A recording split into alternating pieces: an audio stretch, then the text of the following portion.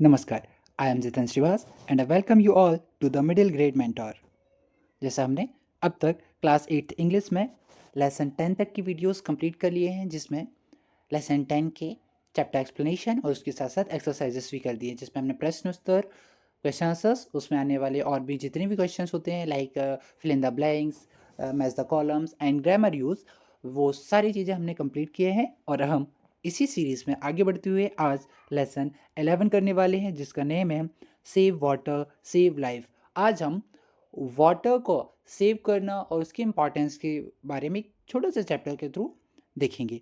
तो आप लोगों को बता दें कि हम इस वीडियो पर lesson 11 save water save life में चैप्टर का एक्सप्लेनेशन करेंगे, जिसमें आप लोगों को बहुत ही आसानी से चैप्टर का एक्सप्लेनेशन समझ आ जाएगा। चैप्टर हमें क्या बातें बताना चाहता है, उस चैप्टर से रिलेटेड कुछ इंपॉर्टेंट वर्ड्स एंड की फैक्ट्स, जिसके बाद अगली वीडियो पर हम इस लेसन के क्वेश्चन आंसर्स और अदर जो भी एक्सरसाइजेस होंगे वो सारे सॉल्व करेंगे।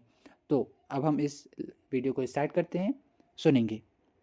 जैसे कि हमने हमेशा से ही हर लेसन में लेसन के नेम्स के साथ ही हम एक्सप्लेनेशन स्टार्ट करते हैं। तो सुने, सेव वाटर सेव लाइफ।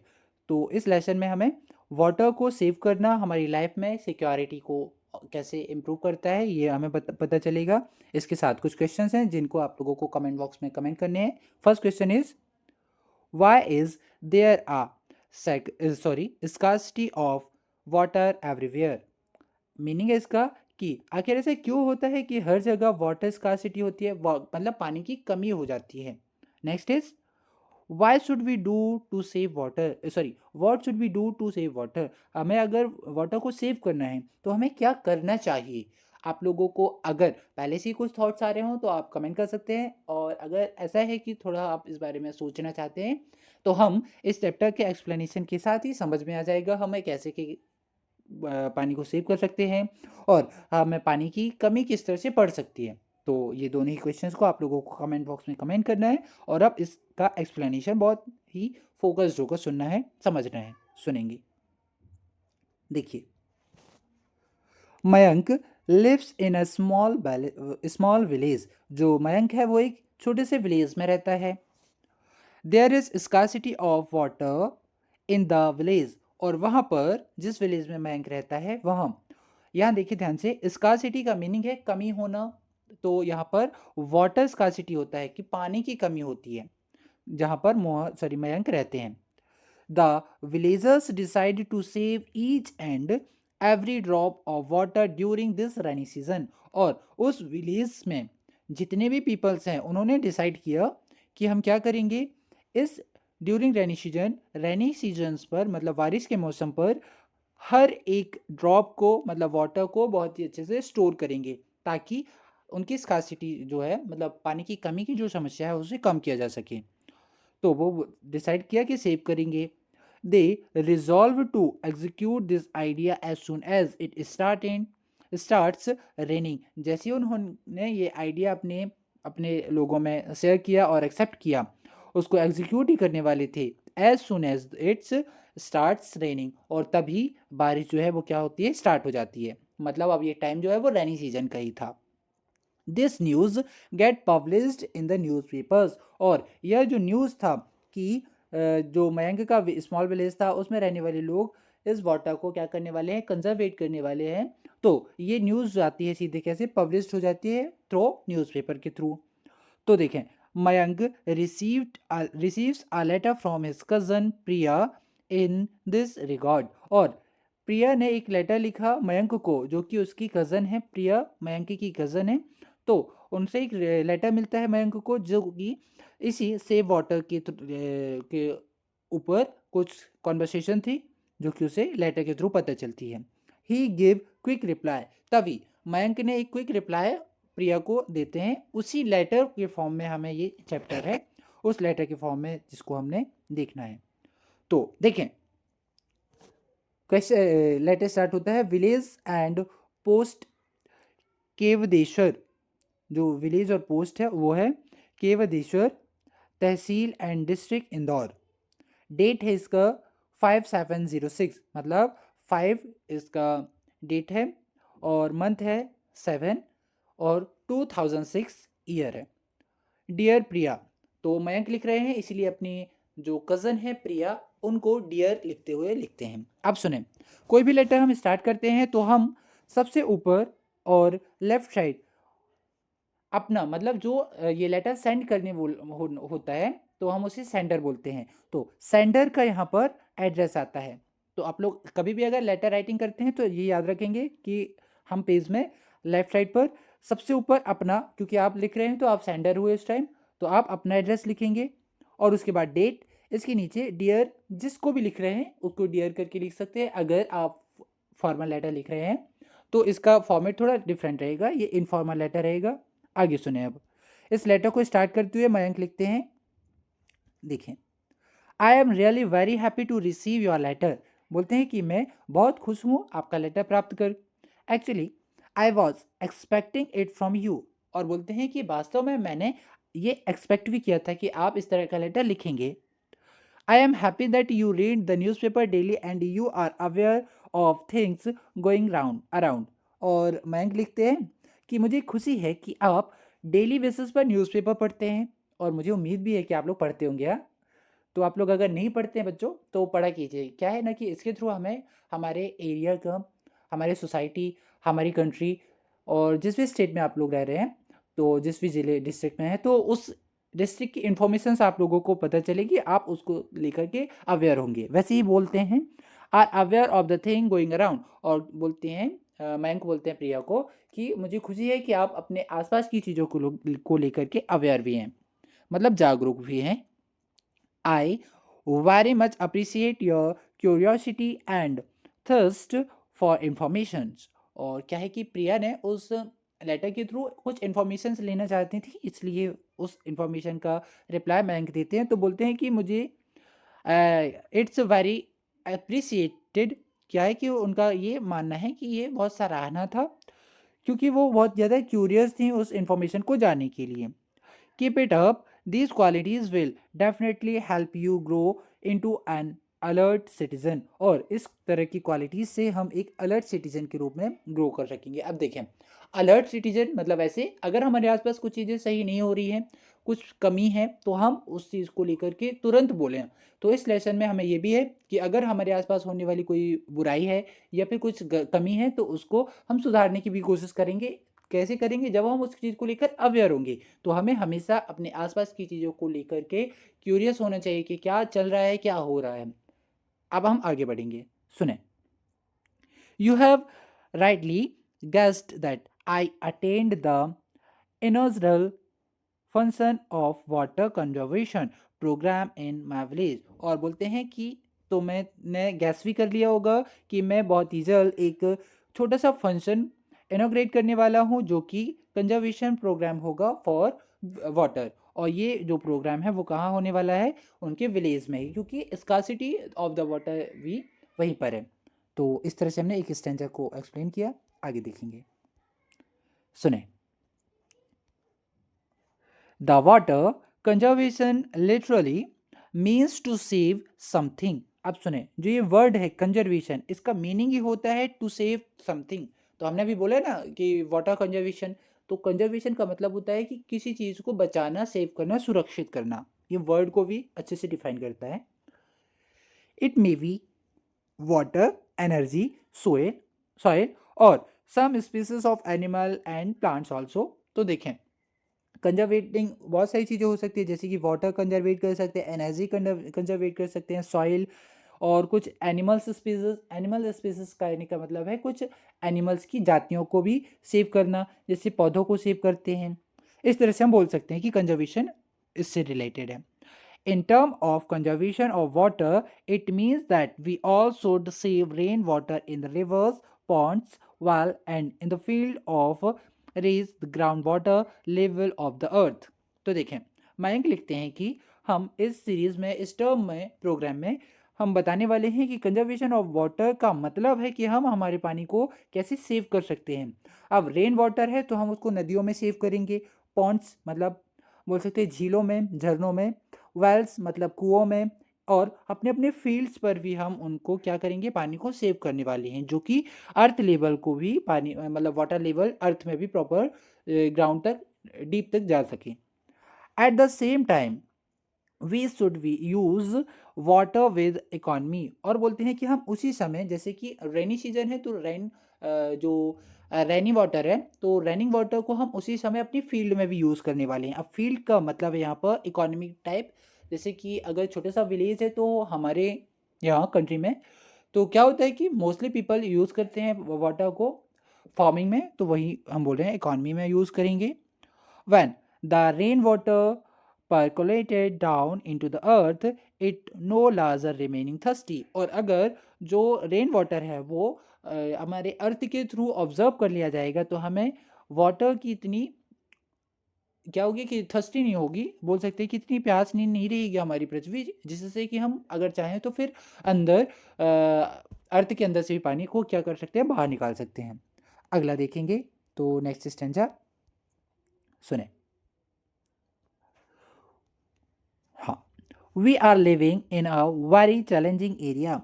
लिखते हैं मयंक कि हम बहुत ही चैलेंजिंग एरिया में रहते हैं, क्योंकि यहाँ परेशानियाँ तो इतनी ज़्यादा हैं उसको लेकर के। फिर बताते हैं कि ruthless cutting of tree and, देखिए अब, ruthless cutting of trees and destruction of forest have resulted in scanty rainfall. और बताते हैं कि हम हमारे जो चैलेंजेस हैं वो हमारी ही वजह से हैं। और रूथलेस कटिंग ऑफ ट्री, अब ऑब्वियस है कि अगर हम देखें इस वर्ड को समझें, रूथलेस का मतलब है कि बिना सोचे समझे, या फिर बोल सकते हैं ज़रूरत से ज़्यादा ट्रीज़ की कटिंग कर दें। फिर डिस्ट्रक्शन ऑफ फॉरेस्ट, बहुत सारे फॉरेस्ट को हम क्या कर सकते हैं, डिस्ट्रक्ट कर देते हैं, मतलब पौधों की कटाई, पेड़ों की कटाई कर देते हैं, जंगलों की, जिसकी वजह से रेनफॉल भी कम होता है, बारिश भी कम होती है। और बारिश कम होगा तो धरती में पानी कम आएगा, पानी कम आएगा तो फिर ये प्रॉब्लम ऑब्वियस है कि क्रिएट होगी ही। We see scarcity of water growing almost everywhere, which is adversely affect the cultivation of crops। तो देखिए, बताते हैं कि हम हर जगह देख रहे हैं जहाँ भी कल्टीवेशन हो रहा है, जहाँ भी क्रॉप्स कल्टीवेट की जा रही हैं, वहाँ पर ये वाटर स्कार्सिटी हर जगह की प्रॉब्लम सी बन गई है। How can we he sorry how can we happy with thirsty soil, और हम अपनी इस प्यासी सी सॉइल मिट्टी के साथ हैप्पी कैसे, खुश कैसे हो सकते हैं। If the field do not have plenty of water, it affect the production of food grain and the country face storage of foods. तो देखें, अगर हमारी मिट्टी ही प्यासी रहेगी तो उसका इफेक्ट कैसे पड़ेगा कि हम हमारी जो क्रॉप्स हैं उसका प्रोडक्शन भी कम देखेंगे। तो जितने भी अभी क्रॉप्स हो रहे हैं तो हमें उसकी कमी होगी। अगर हमने कुछ साइल से उगाया है तो उसको कुछ हमने दिया भी है, जैसे कि हमने प्रॉपर उसे पानी दिया है, उसके अलावा जो खाद है वो सब दे रहे हैं, तब जाकर के हमने सॉइल से वो प्रॉपर क्रॉप्स मिल पा रहे हैं। अगर हम वो नहीं देंगे तो फूड प्रोडक्शन भी कम हो जाएगा, जिसकी वजह से हमारी कंट्री में जो फूड स्टोरेज है वो उसकी भी एक बड़ी प्रॉब्लम हो सकती है। Our brother and sister who live in blaze start, और बताते हैं कि जो हमारे ब्रदर एंड सिस्टर हैं, मतलब भाई और बहन हैं, जो कि विलेजेस पर रह रहे हैं, वो क्या स्टार्ट कर दे रहे हैं, वो स्टार्ट कर रहे हैं migrating to the cities in and town in search of work. अब देखें, क्रॉप की प्रॉब्लम है, मतलब फील्ड्स में प्रॉपरली क्रॉप्स कॉर्न्स वगैरह नहीं आएगा, तो पीपल क्या करते हैं कि वर्क मतलब काम के लिए माइग्रेट होते हैं। माइग्रेट का मीनिंग होता है ऐसे कि अगर कोई व्यक्ति किसी एक जगह का रहवासी है, रहने वाला है, तो वह उस जगह को छोड़कर किसी दूसरी जगह पर जा रहा है, तो हम उसे बोल सकते हैं माइग्रेट करना, कि एक जगह से दूसरी जगह पर रहने के लिए शिफ्ट होना, उसे हम एक वर्ड में इंग्लिश में माइग्रेट बोलते हैं। तो वो माइग्रेट हो जाएंगे।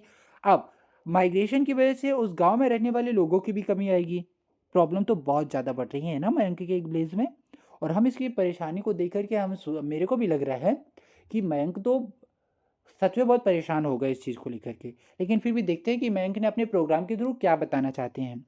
The cities fail to accommodate them and there arise many social and economic problems। और बताते हैं कि इस तरह से जो सिटी होगी वो भी एकोमोडेशन से बहुत ज़्यादा परेशान हो जाए। एकोमोडेट मतलब लोगों का इकट्ठा होना। मान लो 10 लोगों की ज़रूरत है और ऐसी प्रॉब्लम हर गांव में रहेगी अगर, तो वहाँ से हर 10-10 लोग जाएंगे। मान लो 10 गांव हैं, 10 लोगों की ज़रूरत थी, 100 लोग वहाँ पहुँच गए, तो 10 लोगों को तो काम मिल जाएगा, 90 लोग फिर परेशान होंगे। तो क्या हो रहा है यहाँ पर, तो वहाँ भी एक तरह की सोशल इकोनॉमिक प्रॉब्लम क्रिएट हो जाएगी सिटीज़ में, जहाँ से लोग पीपल जो है वो माइग्रेट भी हो रहे थे कि चलो सिटी जाएंगे वहाँ कुछ करेंगे, लेकिन वहाँ भी प्रॉब्लम क्रिएट होगी इस तरह से। तभी देखें, मयंक बताते हैं, you can realise that ours in the new generation which has to play a very important role in the future. और बताते हैं कि तुमने रियलाइज किया होगा कि हम लोग जो नई जनरेशन है वो हम इस सारी फ्यूचर में होने वाली प्रॉब्लम्स को ठीक करने के लिए बहुत इंपॉर्टेंट रोल प्ले कर रहे हैं। अब देखें इस चीज़ को, आप लोग भी हो सकता है कि कुछ लोग गांव में हो और कुछ लोग गांव के रहने वाले हों, लेकिन शहर आए होंगे शायद इसलिए कि आप लोगों के पेरेंट्स को जॉब सिक्योरिटी नहीं रही होगी, या फिर यहाँ ज़्यादा अच्छी अपॉर्चुनिटीज़ होंगी जॉब को लेकर के। ऐसे ही आप लोगों के साथ होगा कि आप लोग जब थोड़ा बड़े होंगे जॉब पर्पस में जाएंगे, अगर जॉब के पर्पस से आप लोगों को कोई शहर कोई सिटी चेंज करना होगा तो आप लोग भी करेंगे। वैसे ही लोग भी कर रहे हैं, जिससे कि गांव में रहने वाले लोगों की कमी हो रही है तो वहाँ पर प्रॉब्लम है, शहर में ज़्यादा लोग बढ़ रहे हैं यहाँ पर प्रॉब्लम है, तो प्रॉब्लम्स बहुत सारी बढ़ रही हैं। तो आगे देखेंगे कि हम लोग जो अब एक नई जनरेशन है तो हम इस चीज़ को क्या कर सकते हैं, कम कर सकते हैं। इसके लिए हम लोग बहुत इंपॉर्टेंट हैं, अगर हम सही तरीके से सोचें और सही तरीके से आगे बढ़ें तो। आप लोगों को भी अगर किसी भी तरह की परेशानी है आप लोगों की विलेज में, आप लोग यदि किसी सोसाइटी में रह रहे हो उस सोसाइटी में, तो सोसाइटी को सॉल्व करें, उस सोसाइटी को छोड़कर माइग्रेट नहीं होएं। इससे क्या होगा कि प्रॉब्लम प्रॉब्लम बनकर रह जाएगी और एक नई प्रॉब्लम क्रिएट करेगी। हमें प्रॉब्लम का सॉल्यूशन करना है तो आप लोग भी उसे सॉल्व करने में ट्राई कीजिए। ओके, आगे देखें, it is our duty to remain awake and share the responsibility to find solution to the problem of scarcity of water। और मैंक लिखते हैं कि ये हमारी ड्यूटी है कि हम awake and share the responsibility, हम हमारी रिस्पॉन्सिबिलिटी को समझें और आपस में डिवाइड कर लें कि आप ये काम करो हम ये काम करें। इससे क्या होगा कि एक बड़ा काम भी होगा, तो हम अगर कुछ 10 लोगों में डिवाइड करते हैं तो थोड़ा थोड़ा काम करके हम उस सारे काम को बड़ी आसानी से और ईजिली कंप्लीट कर सकेंगे। तो इस तरह से मैंक तो इंटेलिजेंट तो लग रहे हैं अब इतना पढ़ने के बाद, है ना।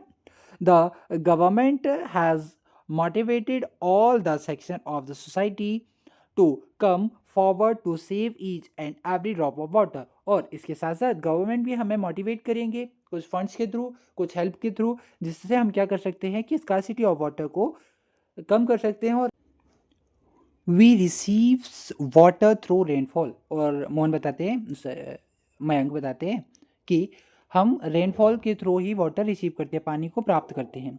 This is very unfortunate that most of the water flow down the rivers and reaches the sea. और बताते हैं कि एक दुर्भाग्य से एक और दिक्कत है कि जो भी वाटर है रिवर्स है उनका फ्लो जो है वो जाकर के डायरेक्ट मिल जाता है किससे, सी से, समुद्र से, and thus it remain unused, और वह मिल करके हो जाता है अनयूज। उस पानी को हम यूज़ भी नहीं कर सकते क्योंकि वो पानी खारा बहुत ज़्यादा हो जाता है। तो ये भी एक दिक्कत है। बताते हैं we are witness to emptied the dried up rivers ponds well and tubewells. बताते हैं कि हम लोग एक तरह के विटनेस बन गए हैं कि यहाँ पर रिवर्स भी क्या हो जाते हैं, एम्प्टी हो जाए, ड्राई हो जाते हैं। फिर जैसे ही रेनी सीजन ओवर होता है, मान लो 4 महीने तक पानी चल भी जाता है, फिर उसके आगे क्या हो जाता है कि ड्राई का मतलब है यहाँ पर सूखा पड़ जाना।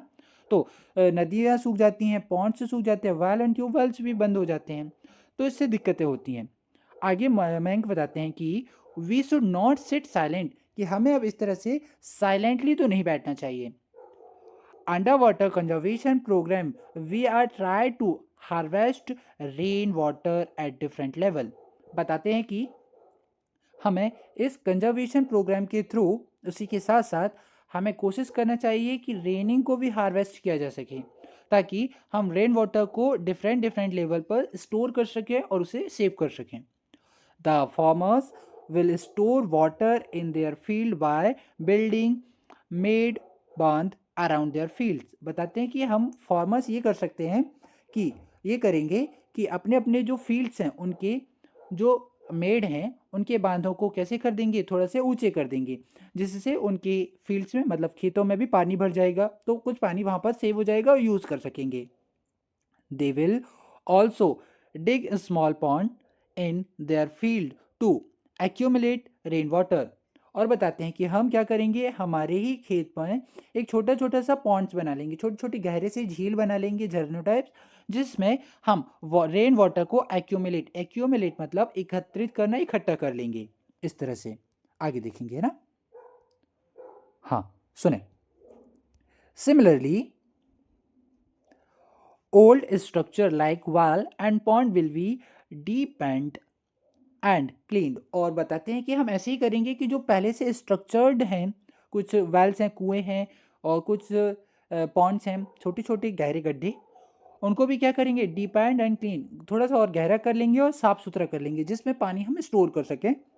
The stop dam on the rivers and the river will be repaired and made functional to hold back sufficient water। और मयंक बताते हैं कि हम हमारे जो रुके हुए डैम्स हैं उनको पूरी तरह से कंप्लीट करेंगे, बंद ठीक करेंगे, और डैम को रिपेयर करके उसमें फंक्शनल प्रॉपरली वाटर को सेव करेंगे, जिसमें सफिशेंट मतलब पर्याप्त पानी को रोका जा सके डैम के through.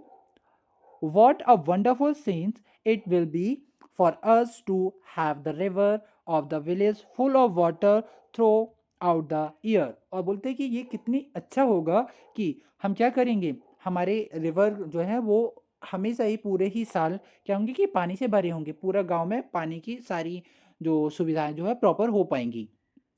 We will again have the enjoyable time of swimming in the river of our